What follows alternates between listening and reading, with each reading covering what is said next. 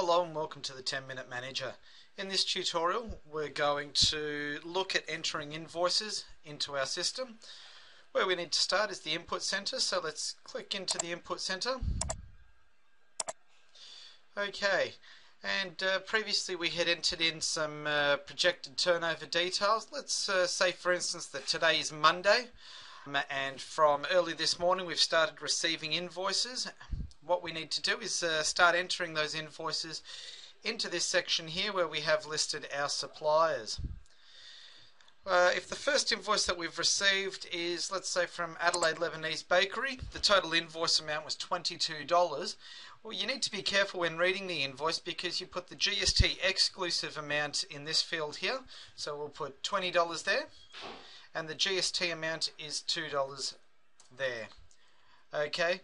So we have $22, which is the total for that particular invoice. If we had another invoice for, let's say, Coca-Cola that came in and was delivered today, let's say that was $660 in total. The GST exclusive amount is $600 and the GST amount is $60. Okay, I'll put in a couple more invoices so we can examine the data in a little more detail shortly. Let's say we received an invoice from Aunt Nellie's for $55. Again, the GST exclusive amount would be $50. The GST amount would be $5. And let's put in another one from perhaps PFD. PFD Foods, an invoice for, let's say, $220. Again, $200 of that would be GST exclusive, $20 of that would be the GST.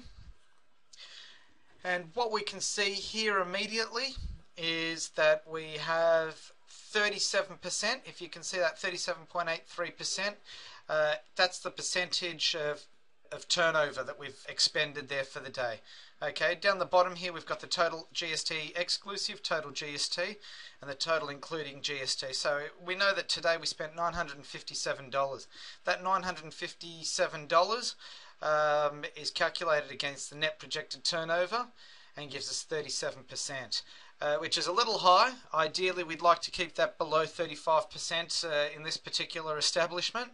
So you will need to be guided on your spending and ordering for tomorrow and every other day during the week. If you're the kind of business that orders heavily on a Monday, you might find that that is well above your KPI on Monday, but every other day is well below. So your average at the end of the week is exactly where it needs to be. It depends which way your ordering schedule's weighted.